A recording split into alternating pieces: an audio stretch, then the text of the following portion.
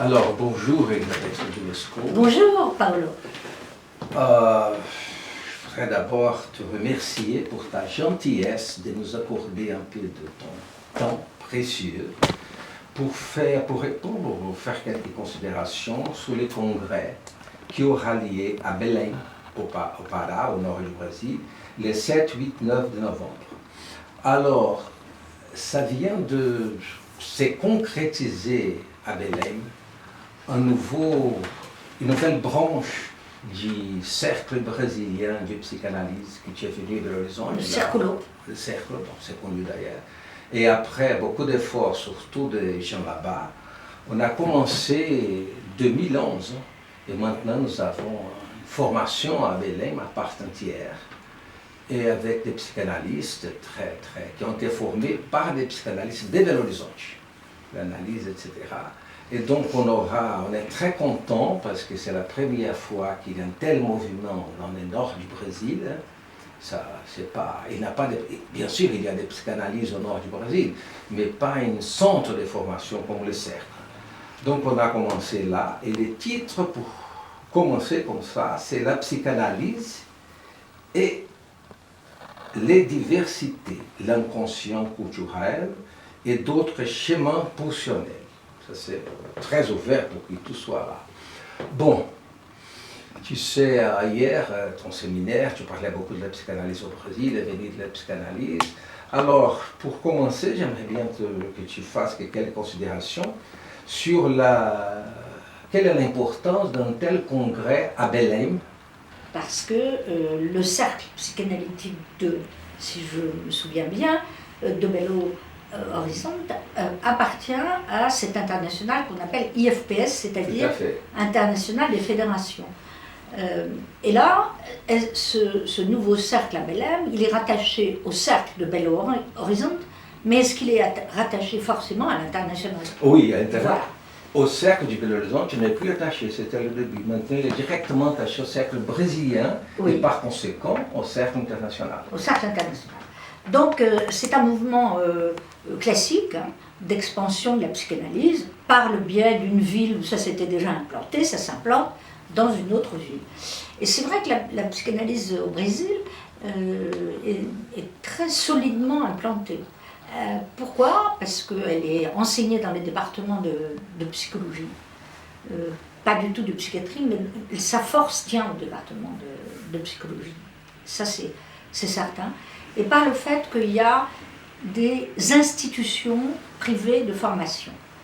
Autrement dit, là, c'est un institut, comme il y en a un à Belo Horizonte, à Rio. Est-ce qu'il fonctionne de la façon suivante, à savoir que des candidats qui sortent de l'université et qui ont fait des études de psychologie s'inscrivent dans cet institut et font une formation psychanalytique. Tout à fait. De combien d'années? 5 ans. 5 ans. 5 ans. Ça peut être dans... Pas tous des psychologues, hein. Il y a beaucoup de gens de la philosophie, de la théologie. Oui, alors ça veut dire aussi qu'il n'y a pas une réglementation au Brésil qu'on applique comme dans les pays d'Europe. Il n'y a pas besoin du titre de psychologue clinicien pour devenir, pour s'inscrire dans une formation psychanalytique. Absolument. Donc il y a des doctorants de philosophie, de lettres, etc. Est-ce qu'il faut aussi et forcément des diplômes universitaires?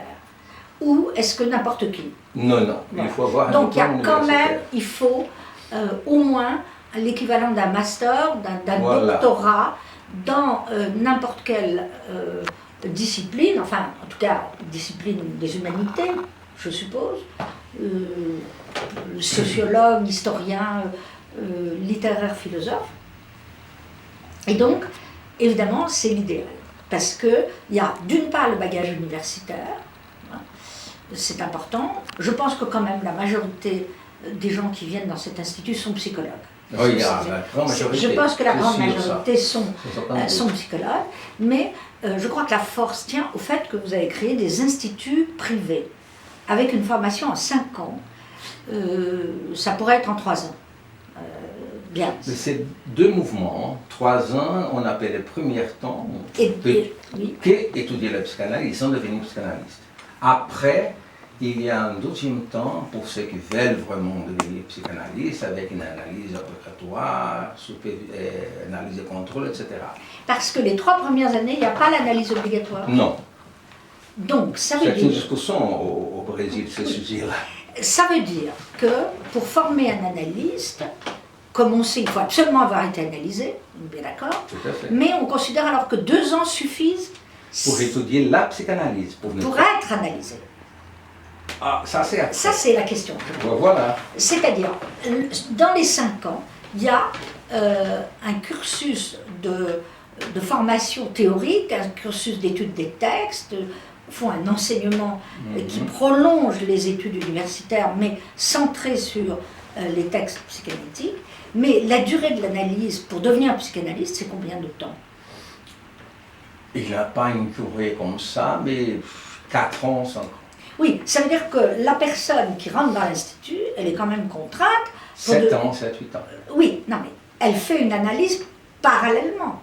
Tout à fait. Ou est-ce qu'on lui indique des analystes de cet institut? Non. Non. L'institution, c'est obligatoire de faire des analyses de contrôle, Oui, d'accord. mais pas l'analyse personnelle. Oui, mais l'analyse personnelle qui va servir d'analyse didactique, c'est-à-dire pour s'installer. Avec un psychanalyste reconnu. Alors, reconnu par votre association, voilà. Ou reconnu par d'autres associations. Surtout par notre. Hein. Voilà, vôtre. Bon, donc, c'est le modèle idéal, mais qui tente à se généraliser dans le monde sous d'autres formes, mais c'est toujours l'idée. Université, institut de formation et débouché de métier. Voilà. Mais les instituts de formation, est-ce qu'ils sont agréés par l'État fédéral aux États-Unis? Non. Voilà. Au Brésil, pas du tout. Il n'a pas la réglementation de la profession. Si, parce qu'à Porto Alegre, il y en a qui sont agréés par la ville de Porto Alegre. Par la ville, Ah non, pas par l'État, au sens... Oui. C'est un État fédéral, donc c'est par les villes. Mais ça existe aussi que il y a un agrément municipal par la capitale de l'État qui permet aussi d'envoyer des patients qui n'ont pas d'argent. Voilà. Comme patients. Voilà. Et d'autre part, est-ce que pour avoir cette formation analytique fondée à la fois sur l'étude des textes et sur l'analyse personnelle plus les contrôles, c'est-à-dire en tout presque 7 ans, ce qui est énorme, des gens qui sortent des départements de psychologie. Oui. Comment peuvent-ils financer leurs analyses? C'est tout à fait ce que ça fait hier. Hein. C'est les gens qui peuvent payer. Il y a une clinique qu'on appelle clinique sociale, c'est pour ceux qui ne peuvent pas payer, mais c'est pas pour c'est pas pour des patients. Ah, non, pour des patients en général. Mais pour devenir psychanalyste, un jeune clinique privée, il faut payer. Donc, un jeune qui a une formation à l'université comme psychologue clinicien, il doit payer lui-même son analyse. Donc, c'est réservé aux gens riches. Non. Bien sûr. Ou alors, comme un système américain, ils peuvent emprunter. Ouais. Ils peuvent emprunter pour la faire, mais c'est réservé à une élite. Ceux qui peuvent payer, évidemment. Voilà. Il n'y a pas de système qui permette de... parce qu'en Italie, c'est un peu différent comme modèle. C'est d'abord le bagage universitaire, ensuite 3 ans. 3 ans de formation, contrôle et analyse. Dans un institut privé.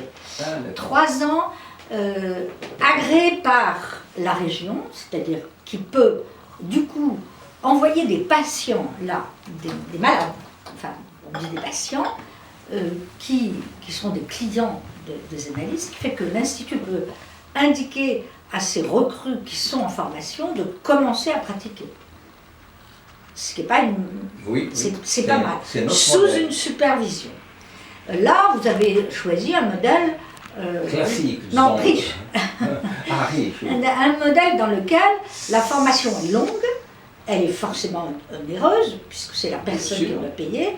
Il doit y avoir beaucoup de systèmes d'emprunt, ce qui veut dire que les gens qui ont 7 ans d'études, comment gagnent-ils leur vie par ailleurs? Il travaille.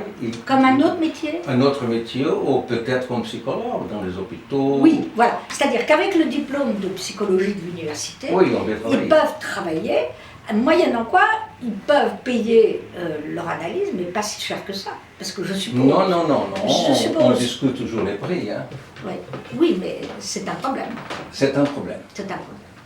Voilà, une autre question, merci, que j'aimerais bien te poser, c'est le titre du congrès. Pourquoi on a choisi psychanalyse et diversité, l'inconscient, culture et schéma impulsionnel? Parce que Belém, c'est une ville noire. Non, pas Belém. C'est pas la même chose. Indien, non. Ah, c'est indien. Beaucoup de gens d'origine indienne. C'est pas Salvador. C'est pas Salvador. C'est vraiment au début de la forêt amazonienne. Manaus, c'est au centre. Belém, c'est un peu plus loin, c'est au bord de la mer, presque. Donc, quand j'ai commencé à fréquenter Belém, il y a presque 20 ans, je vais presque chaque mois, je donne des cours à la société, aussi à l'université. On a remarqué des faits tout à fait intéressants. Les gens qui travaillent à l'hôpital comme ici, les psychologues, ils ont affaire avec les personnes d'origine indienne.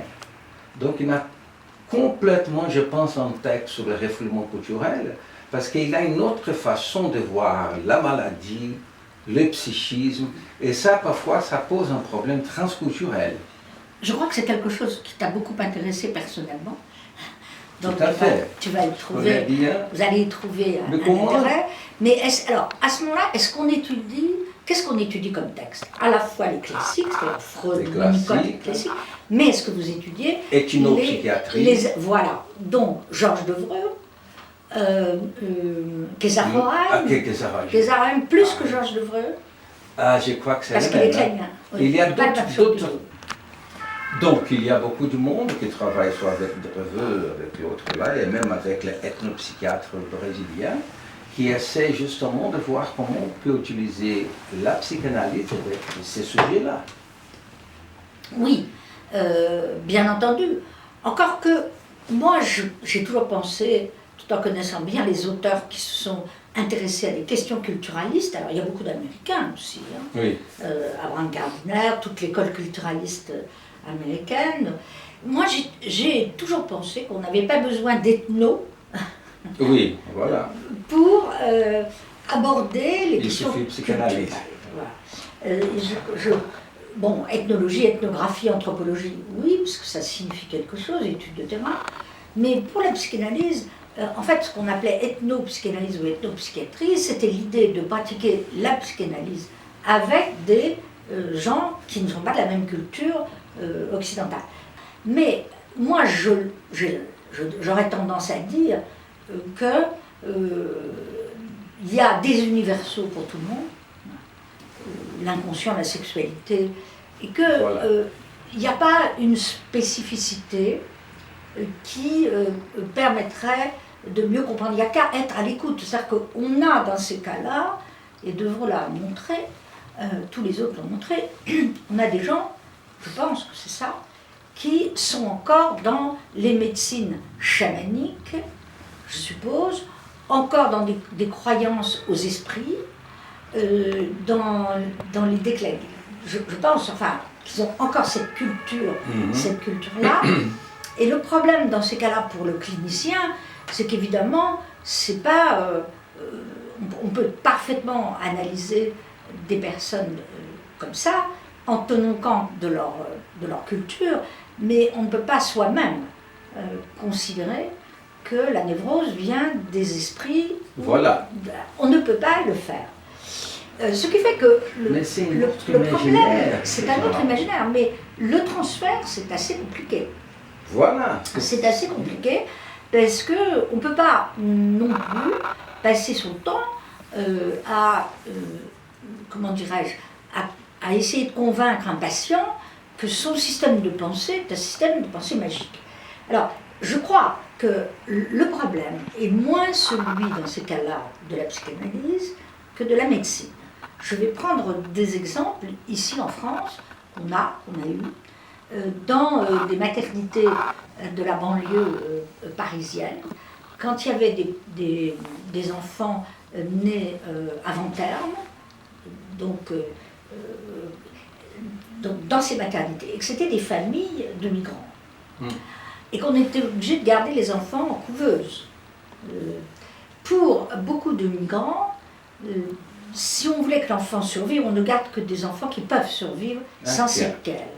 Mais ils pensaient, eux, que pour survivre, il faut des danses particulières, il faut des rituels particuliers. Voilà. Sauf que la condition, et ça c'est en médecine, la condition, c'est qu'ils acceptent le système médical. Autrement dit, des enfants en couveuse, on ne peut pas les sortir. Donc ils sont obligés de faire les danses, les rituels devant la vitre. Autrement dit, même si eux peuvent penser que les enfants vont pouvoir survivre grâce au rituel, on ne peut pas abandonner l'idée que c'est par la science qu'ils vont pouvoir survivre, donc la science médicale. Alors je pense que c'est ça qu'on retrouve probablement dans le domaine du psychisme. C'est pas bien grave que des personnes pensent que ça vient d'ailleurs, parce qu'on peut trouver des équivalents. Tout à fait. Dans le domaine de la culture, pas dans le domaine de la médecine.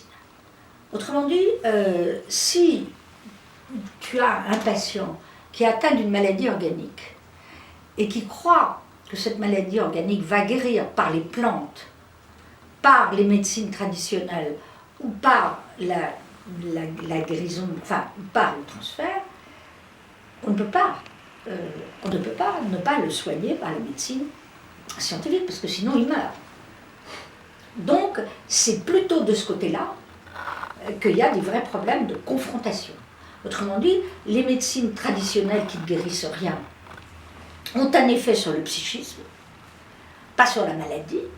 Donc, quand on est confronté comme psychanalyste au problème psychique, évidemment que là, il y a interférence, mais quand tu as, dans ces cas-là, un patient qui est atteint d'une maladie organique, suppose qu'il ait une pneumonie, suppose qu'il ait quelque chose qui doit être soigné par les antibiotiques, on ne peut pas le laisser sans la médecine moderne et scientifique.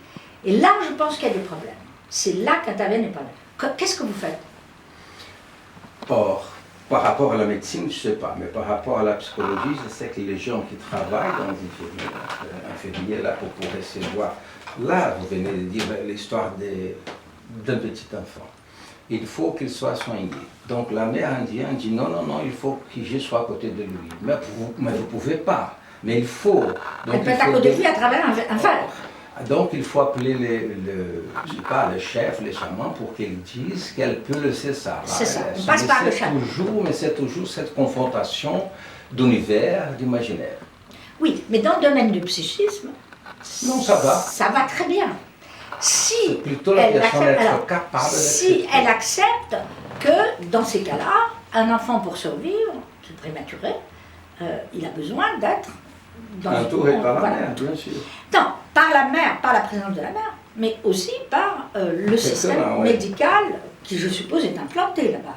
Il y a la médecine. Absolument. Bon. Absolument. Moi, je parle d'un adulte, là, qui serait atteint dans la cure, que tu verrais ayant une tuberculose, un cancer, ou et qui pense que c'est les esprits. Oui, et qui pense qu'avec le travail analytique plus le sorcier, il va guérir. Or, ça n'est pas exact. Non, ça ne guérit pas. Là, dans notre univers à nous, dont fait partie la psychanalyse, c'est-à-dire un univers rationnel, en France, par exemple, après, on peut voir ailleurs, en France, si un psychanalyste est convaincu qu'un patient a une maladie organique, et si le psychanalyste est convaincu que l'analyse suffit pour le guérir, il va être poursuivi par l'ordre du médecin et aller en prison.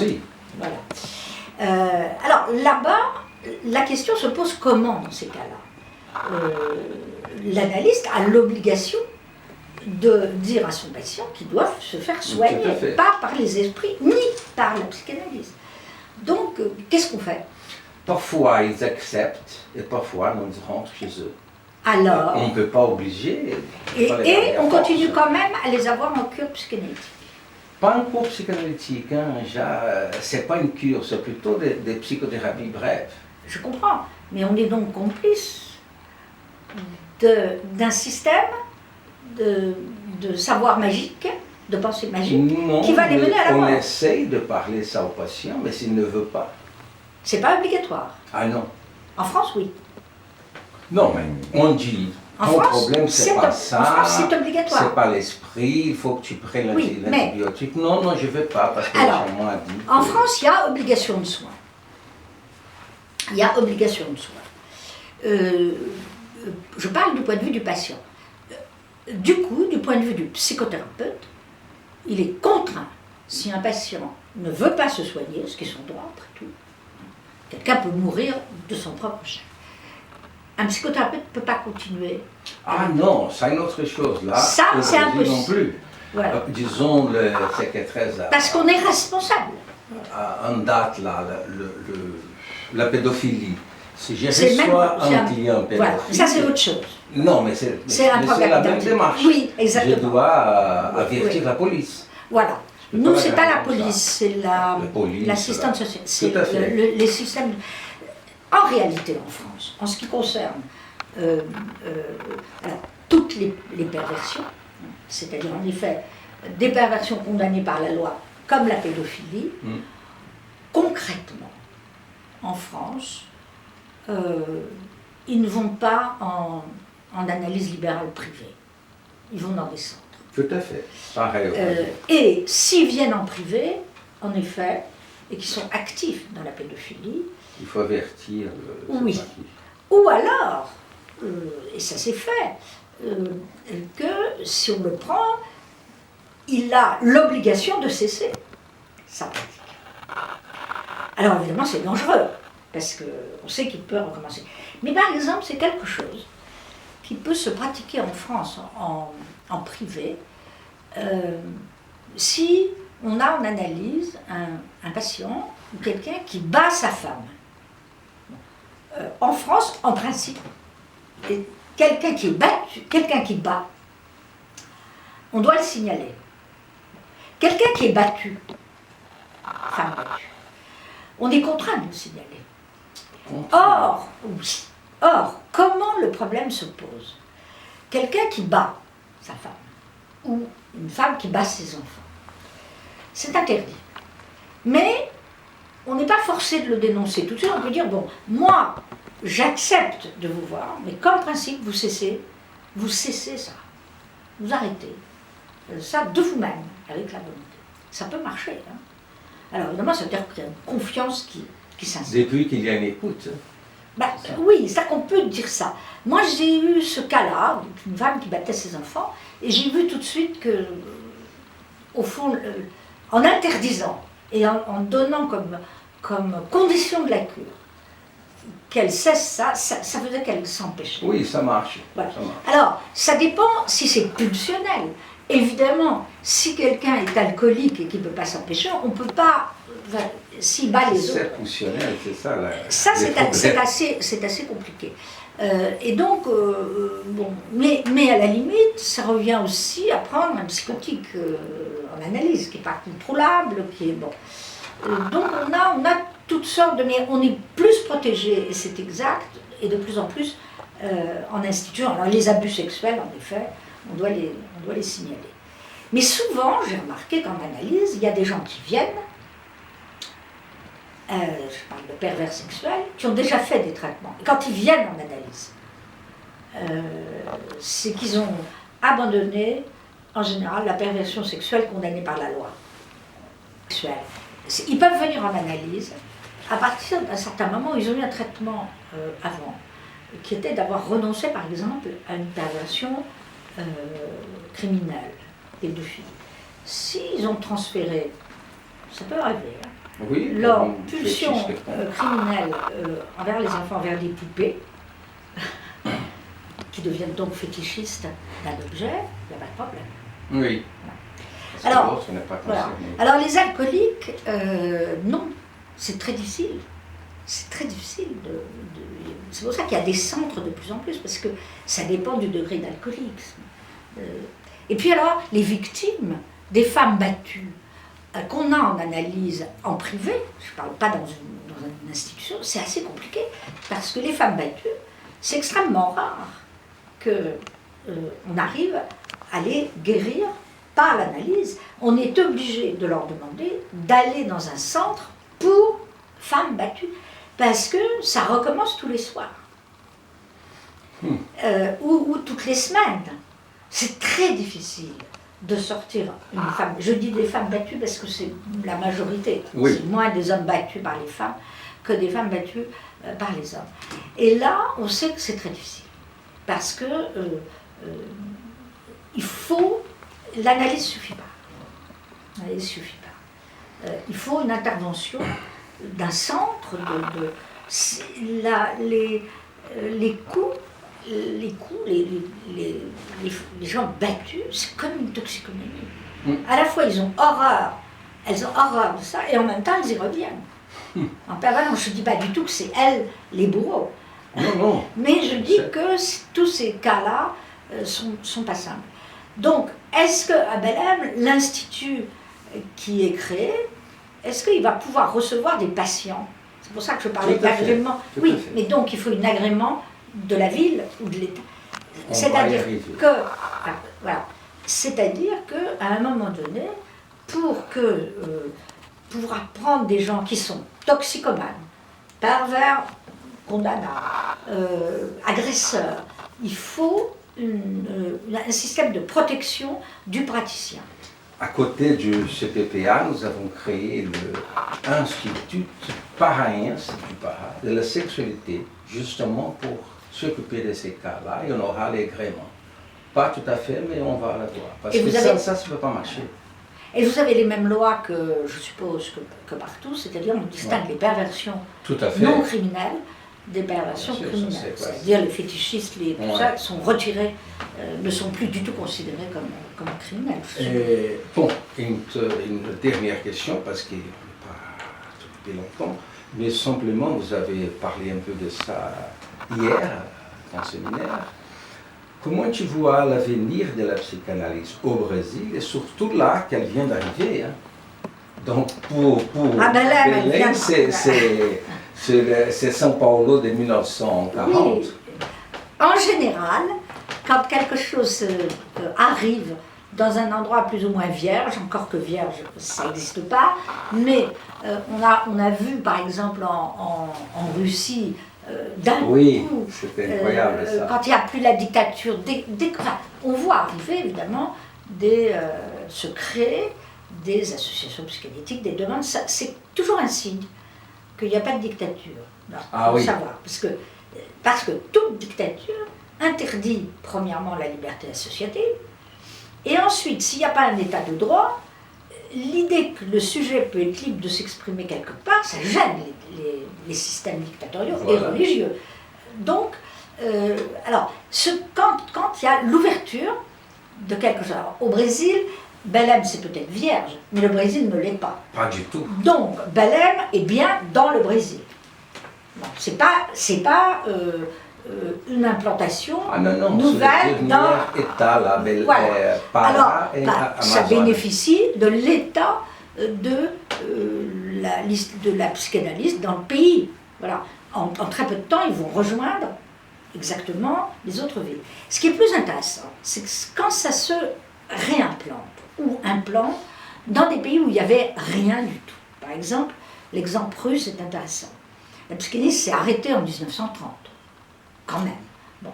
Quand elle revient dans les années après la chute du mur, enfin c'est sous Gorbatchev, c'est que ça recommence, c'est-à-dire que là il y a une liberté associative. Ils n'ont pas la mémoire de ce qu'il y avait avant 1930, c'est pas les mêmes. Donc, certes, ils vont chercher les anciennes traductions des textes en russe, certes, ils s'intéressent à ça, mais ils implantent à partir de la formation qu'ils ont reçue à l'étranger. Donc, on s'est trouvé en Russie dans les années de la perestroïka, avec un groupe germanophone qui avait été formé à Zurich, un groupe anglophone qui avait été formé à Londres, un groupe francophone formé à Paris, ce qui fait que ce n'est pas les courants exactement de la psychanalyse qui s'implantent, c'est en fonction de qui a été analysé quelque part. Donc ça s'est divisé très vite en germanophone, anglophone, francophone. Ce qui fait que c'est absolument vrai que les anglophones étaient plus cléniens, les francophones plus lacaniens, et les germanophones très culturalistes. Parce qu'il y a à Zurich, il y a tout un courant, oui, Morgenstern, il y a tout un courant. Et donc, en fait, très vite, un pays vierge, entre guillemets, rejoint l'état de la psychanalyse dans le monde. Il rejoint tout de suite, il ne refait pas le trajet progressif. L'Université fédérale du Pará, elle a le plus grand centre d'anthropologie du Brésil. Oui. Alors, complètement psychanalysé, donc, entre guillemets. Exactement. Donc, ce qu'on constate en effet au Brésil, c'est qu'il y a connexion, et c'est ce qui fait la force de la psychanalyse au Brésil, il y a quand même connexion des départements de psychologie avec les départements d'anthropologie, et donc il y a de la psychanalyse partout. Je suppose que dans les études de lettres aussi, je suis pas sûre qu'il y en ait tant que ça. Si. Oui, non, mais dans les études de philosophie, je suis pas sûre. Probable, c'est probable. Ça dépend ce qui est dominant comme philosophie dans l'université. Est-ce que c'est la philosophie française? Est-ce que c'est la philosophie allemande? Auquel cas, oui. Si c'est la philosophie analytique, non.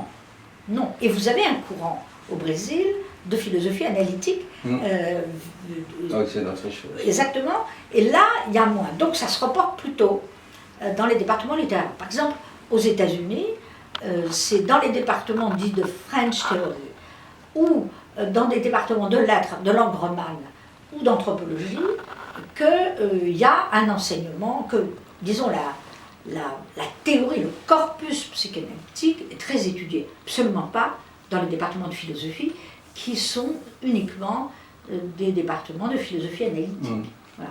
Donc il y a tout ça.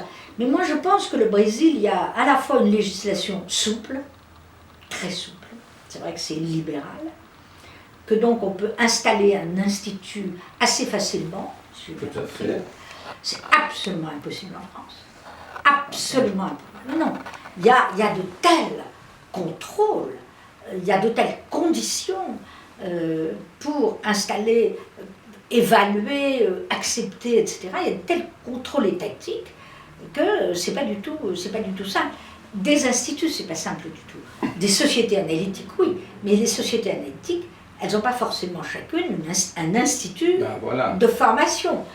La Société psychanalytique de Paris a un institut de formation reconnu d'utilité publique. Quand même, on a ce système-là, c'est reconnu d'utilité publique. Il y en a plusieurs qui ont obtenu ça, donc là, ça fait une garantie de l'État quand même. Mais l'idée de faire des instituts privés comme au Brésil, c'est pas du tout le même système. Alors, tu parlais hier, aujourd'hui, ça c'est vraiment pour terminer, je pensais à ça au courant psychanalytique. Au Brésil, on voit, j'imagine qu'il partout, le clénien, le lacanien, je ne parle plus. Les freudiens. Les freudiens, tout.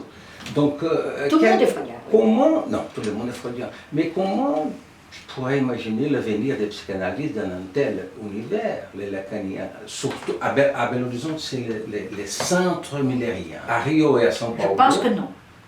D'après les amis. Là. Peut-être qu'ils sont majoritaires, mais pas pour longtemps.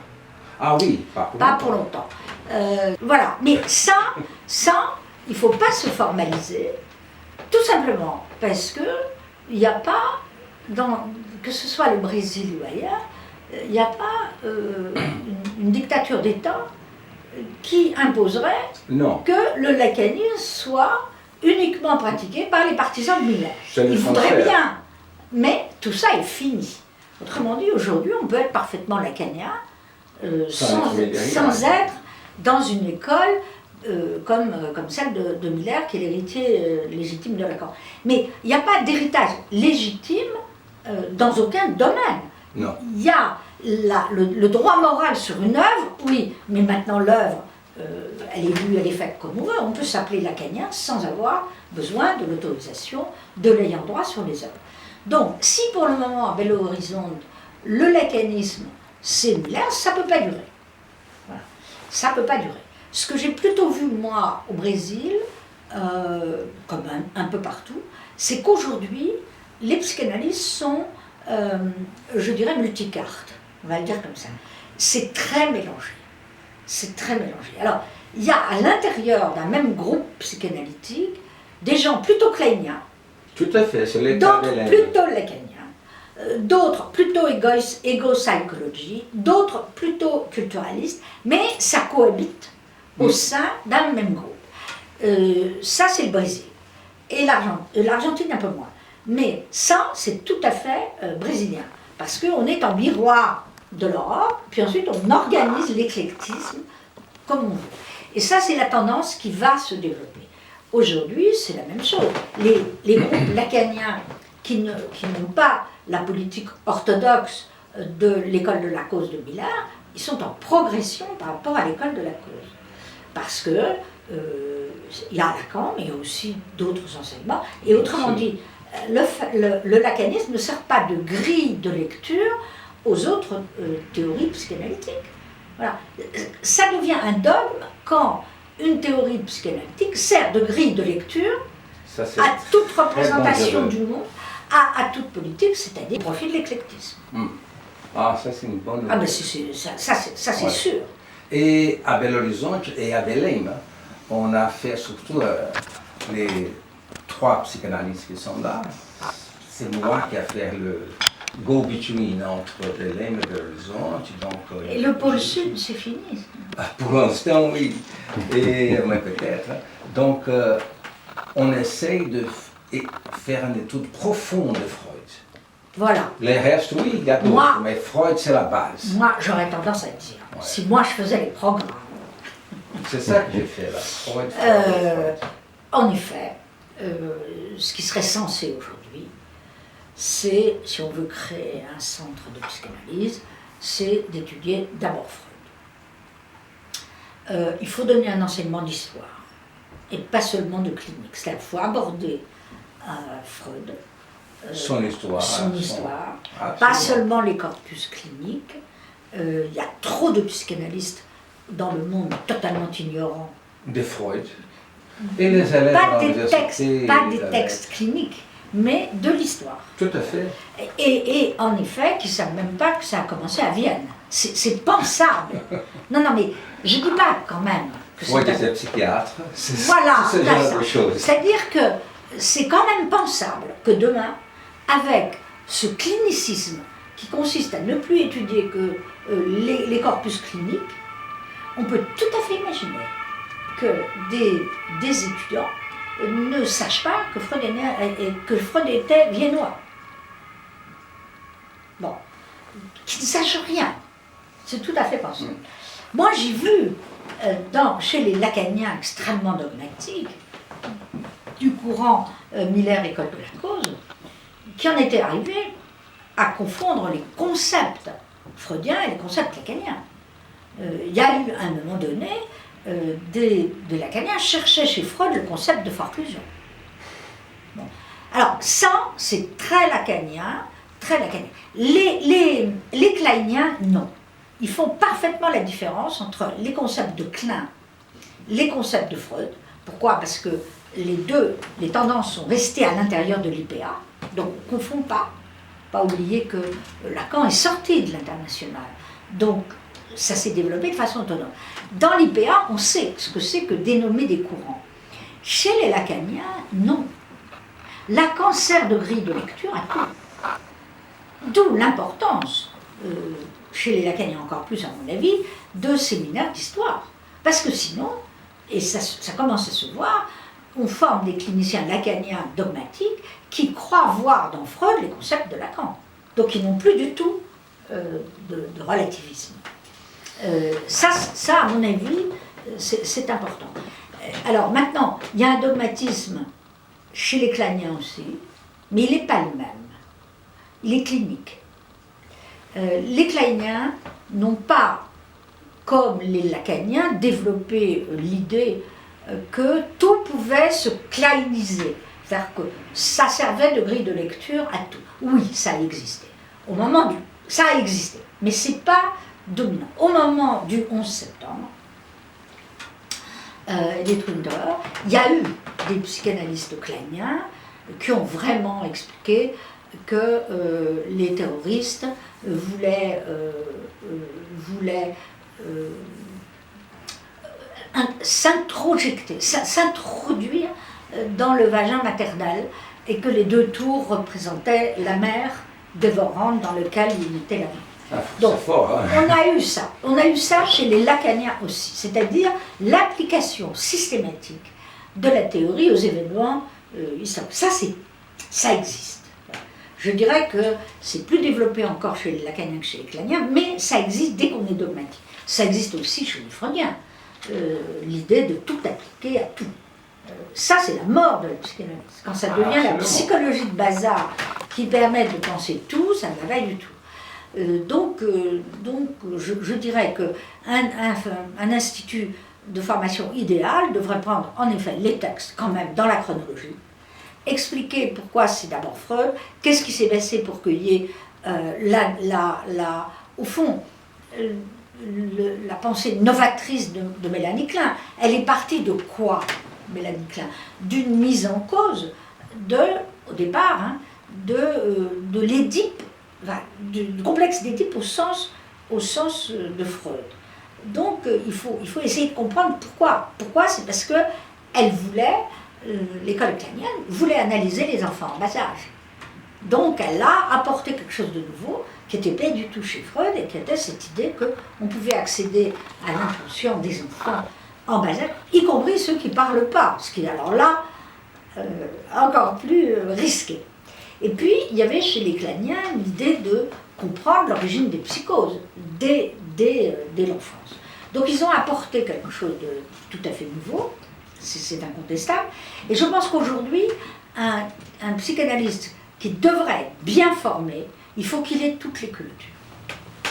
Il faut qu'il connaisse toutes les cultures. Alors après, le risque, c'est qu'il fasse un panaché de fruits, un dessert panaché de tout, en prenant un peu de kleinisme, un peu de lacanisme. Oui. Mais c'est un risque qui est, à mon avis, moindre que celui de méconnaître l'existence de la culture psychanalytique. Je pense que maintenant, avec évidemment beaucoup plus que 100 ans de naissance de la psychanalyse, puisqu'on est en 2019, hein, ça fait 120 ans. Et je pense, un peu plus, hein, je pense qu'à partir de là, il faut composer les instituts avec une étude absolument historique de la genèse et du développement du mouvement analytique. Pas seulement le développement dans tous les pays, ça c'est la géopsychanalyse, mais l'exposé de toutes les doctrines. En évitant, bien entendu, qu'il fasse des panachés. Mais il faut une connaissance de de la richesse du mouvement psychanalytique. Et je suis très content que tu reparles plutôt de l'histoire, parce qu'on commence toujours des cours à Bel-Air, c'est moi qui assure ce séminaire-là, que j'appelais le parcours de Freud. Bah oui. Donc je prends tout, Freud avant, etc. Oui. Et ça, c'était grâce à toi, à tes séminaires. Hein. L'illuminisme chez Freud. Oui. Alors quand on ne sait pas ça, on ne comprend pas. On comprend pas. Alors après, on peut être menacé d'historicisme. Ça, c'est un danger.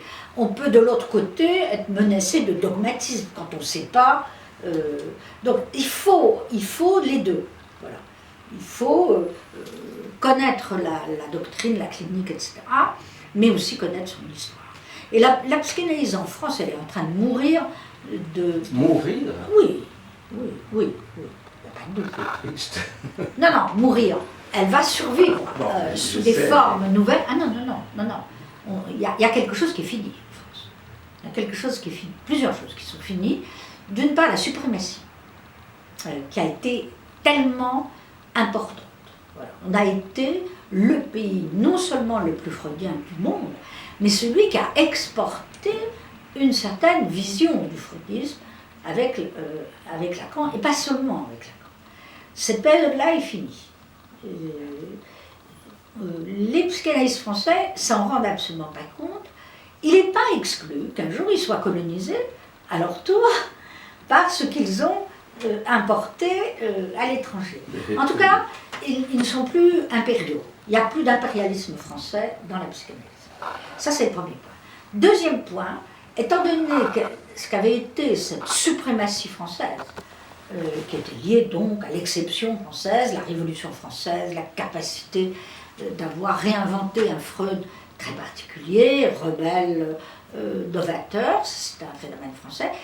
Il en reste évidemment quelque chose, mais ça, à mon avis, c'est fini. C'est fini. Parce que ça se passe ailleurs. Autrement dit, si on reste un des pays les plus freudiens du monde, c'est pas grâce aux psychanalystes, c'est grâce à la culture. C'est-à-dire, Freud fait partie aujourd'hui de la culture française à un point qu'on n'a pas idée. Voilà. Il n'y aurait pas eu de Derrida, de Foucault, de Deleuze, de cette génération-là, s'il n'y avait pas eu Freud. Autrement dit, ce sont aussi des lecteurs de Freud. Je vais plus loin. Les études littéraires tiennent compte du corpus psychanalytique. Et aujourd'hui, au fond, les meilleurs commentateurs de Lacan en France, ce ne sont pas les psychanalystes, c'est les philosophes. Les meilleurs commentateurs de Freud, ce ne sont pas les psychanalystes, c'est les historiens. Et c'est aussi des philosophes en France extra-psychanalytiques. Autrement dit, la culture psychanalytique est aujourd'hui transmise de façon positive, sans les psychanalystes. Alors, ça, c'est là où il y a la fin de quelque chose. Ce ne sont plus les psychanalystes qui transmettent la culture psychanalytique. Alors, que transmettent-ils? Évidemment, un savoir-faire. Je dirais une technique, un savoir clinique. Bon, ils sont plus capables de transmettre autre chose qu'un savoir clinique. Autrement dit, ils forment des psychothérapeutes, ils forment des psychologues, freudiennement, lacaniennement, enfin, en tout cas avec ça, mais plus du tout de la production intellectuelle, il n'y en a plus. Et c'est pour ça qu'il n'y a plus de maisons d'édition, ça se réduit à la portion qu'on donc, en effet, la psychanalyse telle qu'on l'a connue va mourir, ce qui ne veut pas du tout dire que la culture freudienne et la culture psychanalytique va disparaître. Alors maintenant, des cliniciens évidemment cohérents diraient, mais attendez, si ça disparaît comme clinique, c'est une catastrophe, ça devient un objet de musée. Ouais. C'est vrai. C'est vrai. Une science, une connaissance. C'est vrai. Alors, c'est tout le problème, c'est absolument vrai, d'où l'urgence quand même pour les psychanalystes de bien déterminer quel objet ils transmettent. S'ils ne sont pas capables de transmettre autre chose que de la clinique, ils transmettent de la clinique, mais qui laissent, qui n'imaginent pas qu'ils puissent être les seuls possesseurs, au fond, de cette discipline. Et dernier point de ce à quoi on assiste, en effet, c'est-à-dire la mort de quelque chose qu'on a connu, que j'ai connu, premièrement, la psychanalyse ne va pas subsister à l'université dans les départements de psychologie. C'est une question d'années. Elle va être... Au Brésil, c'est pareil. Alors, c'est ce qu'on dit, mais à mon avis, oui, je suis... Ça va prendre plus de temps, oui, mais ça va prendre plus de temps. Prend de temps, moins c'est prévisible. Parce qu'il faut tenir compte dans le temps des retournements. Le cognitivisme, ça ne va pas durer non plus. Donc, toutes les théories, elles ne durent pas. Donc ensuite, il y a quelque chose d'autre qui se fait. Et on fait des retours, sous une forme d'ailleurs différente. Donc il faut faire attention quand on dit ça va être comme ça. En France, c'est imminent. En France, c'est maintenant. Elle est supprimée des départements de psycho, là, dans les années qui viennent. Sauf qu'elle ne sait pas se reconvertir, parce qu'elles ne savent pas bien pour le moment se reconvertir ailleurs. Ils n'ont pas les institutions, les instituts, etc. Ils sont plutôt dans un très très grand malaise. S'ils continuent à transmettre du savoir-faire, ça de la psychothérapie, de la clinique, c'est absolument vrai. Mais la clientèle va manquer. Et on n'a pas fait attention en France, les psychanalystes pire que les autres, ils n'ont pas fait attention à la rupture de demande d'analyse entre la génération qui a 60-65 ans et la génération de 30 ans. Aujourd'hui, un psychanalyste de 30 ans s'installe, il n'a pas de clients. Il en a 3. Donc il ne peut pas s'installer en privé. Il est donc salarié d'une institution de psychologie clinique, où il voit là des patients, simplement il est très mal payé. Donc il y a quelque chose là dans la formation des analystes. Les gens de 30 ans qui s'installent, ça n'a rien à voir avec les gens de 30 ans qui s'installaient en 70. Ils ont tout simplement pas de patients. En tout cas, pas assez pour que ça fasse métier. Et puis, dernier point, ce qui portait la psychanalyse était la psychiatrie. À partir du moment où elle est devenue exclusivement biologique, ce qui est quand même le cas, là c'est pas cognitif, il n'y a plus de psychiatres qui deviennent psychanalystes. Donc il y a un pan entier où ça disparaît. Or c'était Ils étudient la psychanalyse à l'école de médecine comme ça, hein. Ils savent que ça existe. Mais oui, mais aujourd'hui, si les psychiatres ne sont plus du tout formés à l'approche dynamique,